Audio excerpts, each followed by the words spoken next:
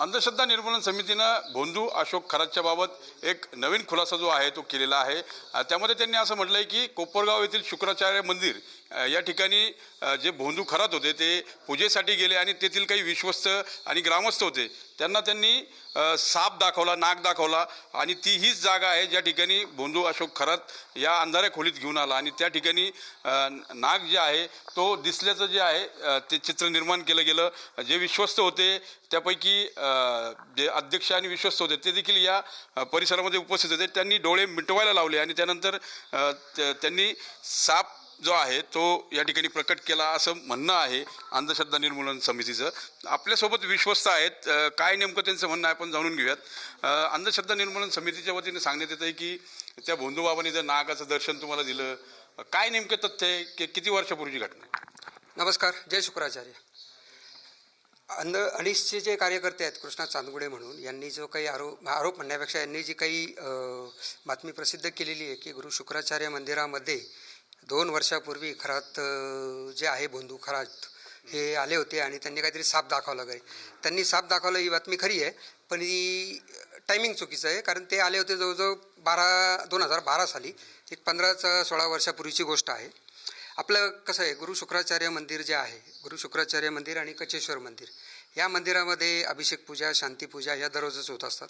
अनेक धार्मिक कार्यक्रम, धार्मिक उत्सव होत असतात। त्याप्रमाणे शांतीपूजेसाठी अनेक बाहेरचे ब्राह्मण वगैरे येतात ते यजमानांना घेऊन आणि आपल्याकडे मंदिराची पावती फाडून ती शांतीपूजा वगैरे करत असतात। त्याप्रमाणे एक दिवस अशोक खरातही काहीतरी 2012 साली आला होता आणि त्यांची शांतीपूजा करायची होती। तर ती शांतीपूजा त्याची चालू होती जशी बाकीच्या शांतीपूजा चालतात। आता मी अध्यक्ष, आता सध्या मी अध्यक्ष आहे, त्यावेळेसचे अध्यक्ष होते अनंतराव कुलकर्णी म्हणून, ते वारले। तर आम्ही आलो नंतर शांतीपूजा चालू असलं की प्रत्येकाचा आपला नमस्कार चमत्कार करत आम्ही मंदिर एकदा चक्कर मारत असतो दररोज। त्याप्रमाणे आम्ही चक्कर मारला तर जसं शांतीपूजा ज्या चालू होत्या सर्वांचे गुरुंची बऱ्याच गुरुंची आमची ओळख असते, त्यामुळे नमस्कार चमत्कार होतो।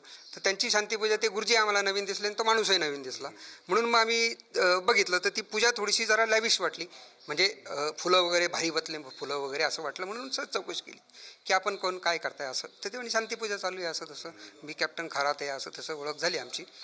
मग आमचं झाल्यानंतर मग त्यांची पूजा चालू झाली आणि आमची काही मिटिंग असेल किंवा काय असेल, आम्ही त्यावेळेस मंदिरात होतो सकाळी आणि संध्याकाळी परत येणार होतो मंदिरात मिटिंगसाठी वगैरे। तर त्याप्रमाणे आम्ही संध्याकाळी आलो तर त्यांची पूजा काहीतरी 6-6:30 वाजेपर्यंत चालू होती। पूजा झाल्यानंतर मग आता साहजिकच मोठा माणूस सारखा दिसला, जरा पर्सनॅलिटी होती म्हणून मग, आणि कॅप्टन म्हटल्यानंतर आम्ही थोडंसं म्हटलं चला, मग आम्ही त्यांना चहा पाणी वगैरे केला ऑफिसमध्ये बोलून। चहा पाणी झाल्यानंतर मग ते बोलता बोलता त्यांनी आम्हाला जरा मंदिराबद्दल माहिती सांगितली, का हे मंदिर इतक्या वर्षापूर्वीचं आहे आणि खूप जागृत देवस्थान आहे वगैरे वगैरे, जी गोष्ट आम्हाला माहिती होती ऑलरेडी की जागृत देवस्थान आहे, पुरातन मंदिर, हे सगळं त्यांनी ते परत सांगितलं असं की बा तुम्ही याचं चांगलं जरा करा, त्याची सुधारणा करा, हे करा आणि तुम्हाला त्यांनी चांगलं फळ येईल ह्या मंदिराला, असं तसं सांगितलं। म्हटलं ठीक आहे, आमचं काम चालू आहे, जसं जसं फायनान्शियल पोझिशन आमचे सुधारेल त्याप्रमाणे आम्ही करू, एवढं झालं सगळं। तर मग त्यांनी बोलता बोलता म्हटले तुम्हाला प्रचिती दाखवू का महाराजांची?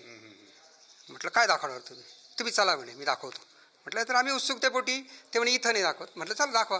तर ते म्हणे नाही, आपण कचेश्वर मंदिरात जाऊ, कारण हा मंदिराचा परिसर उघडा आहे म्हणे, कारण तिथं बंदिस्त असं काही नाही शुक्राचार्य मंदिरात, म्हणे लोक येतील डिस्टर्ब होईल आपल्याला, म्हणून आपण त्या मंदिरात जाऊ, तिथं बंदिस्त हॉल आहे। तर इथं आम्ही हॉलमध्ये आलो, जवळजवळ मी होतो, आमचे जुने अध्यक्ष होते एल कुलकर्णी होते, दुसरे ट्रस्टी होते, दिलीपराव कोराळकर होते, हे आमचे मित्रपरिवार होता, काही ब्रेट ग्रामस्थ होते आणि मंदिराचे कर्मचारी होते, असे आम्ही जवळजवळ 14-15 जण होतो। आणि कॅप्टन खरातांना आम्ही सगळे बरोबर इथे आलो आणि आम्ही आलो त्यावेळेस हात हलवत आलो अक्षरशः, काही सामान वस्तू पूजेचं साहित्य वगैरे काही बरोबर आणलं नाही।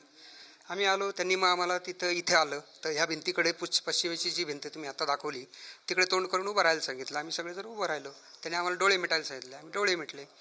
मग त्यांनी सांगितलं की तुम्ही असं करा, मी मंत्र म्हणतो, तुम्ही फक्त शांत राहा। म्हटलं ठीक आहे।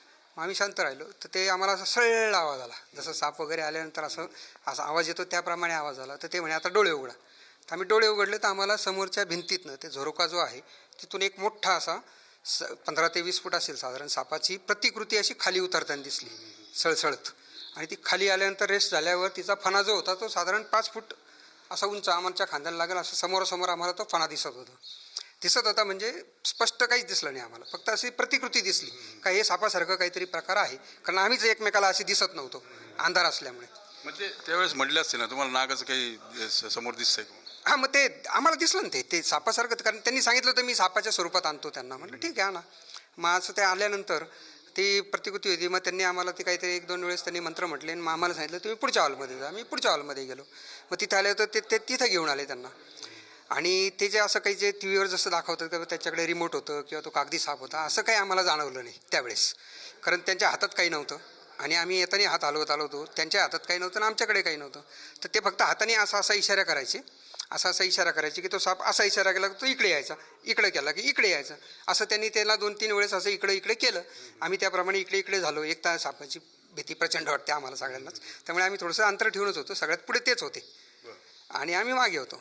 मग ते झाल्यानंतर ते 2-4 मंत्र म्हणून झाल्यानंतर त्यांनी सांगितलं एक काम करा, आता तुम्ही काहीतरी यांना भेटवस्तू द्या, पगडी द्या किंवा मग शॉल द्या, असं काहीतरी द्या, वस्त्र द्या काहीतरी. तर आम्ही काहीच आणलेलं नव्हतं. म्हटलं तुम्ही सांगितलं असतं तर घेऊन आलो असं. मग काहीतरी नवीन वस्त्र किंवा शर्ट वगैरे काढून द्या. तर आमच्या जो कर्मचारी होता त्याचा नवीनच शर्ट होता. मग तो मी माझा शर्ट नवीन देऊ का, दे म्हणे. मग तो शर्ट खरातांकडे दिला त्यांनी काढून. मग खरातांनी तो शर्ट काहीतरी मंत्र वगैरे म्हणून त्यांच्याकडेच फेकला, सापाकडे फेकले. सापाने तो वरचीवर झेलला असं आम्हाला दिसलं. म्हणजे प्रतिकृतीत असं अंधाराच्या सावलीच्या स्वरूपात ते दिसलं. मग त्यांनी काय केलं, परत एक मंत्र म्हटलं असेल काहीतरी. आणि मग ते सापाने तो असा शर्ट गरगर फिरवला. जसा पंखा फिरल्यावर आपल्याला काय फक्त हे दिसतं, पाते वगैरे दिसतं, तसं तर आम्हाला तर फक्त असं दिसलं. आणि ते आमच्याकडे खूप स्पीडने तो शर्ट परत आला. मग त्यांनी तो वरचीवर झेलला आणि तो आमच्याकडे दिला आणि म्हणे आता तुम्ही नमस्कार करा आणि डायरेक्ट शुक्राचार्य मंदिरात जा. म्हणून आम्ही त्याप्रमाणे नमस्कार केला आणि आम्ही पडलो. आमच्याबरोबर ते बाहेर पडले. त्याच्यानंतर त्याचं काही झालं सापाचं ते माहीत नाही, काही नाही. तिकडे नंतर आम्ही येऊन गेलो तर काही नाही, सगळं काही शांत होतं सगळं काही. म्हणजे एक आभासी प्रतिमा दिसत होती की आभासी प्रतिमा प्रत्यक्षात असं डोळ्याला जसा साप किंवा नाग दिसतो तसं काहीच दिसलं नाही. फक्त ती आकृती दिसत होती आम्हाला.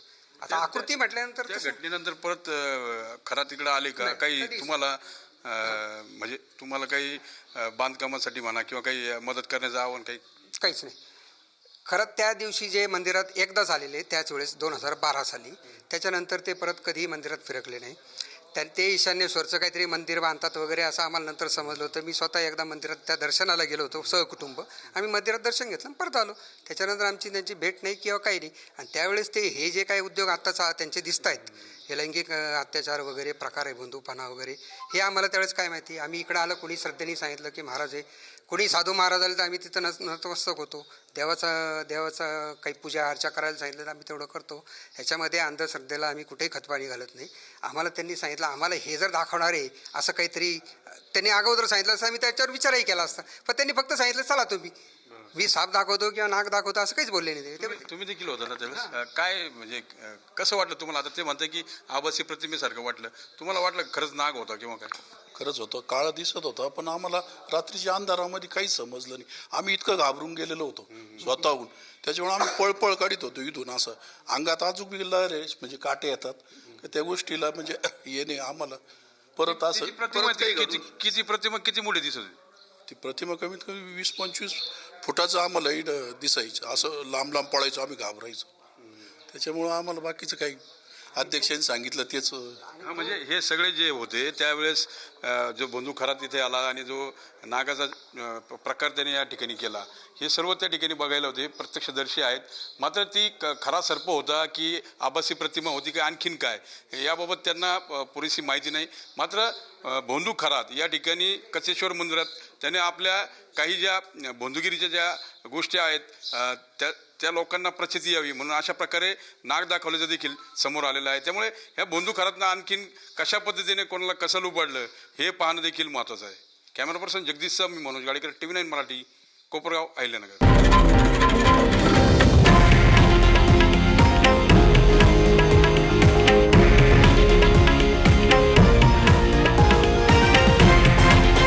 हे आहे देशातील नंबर 1 न्यूज नेटवर्क आणि आपण पाहत आहात TV9 मराठी, एकमेव.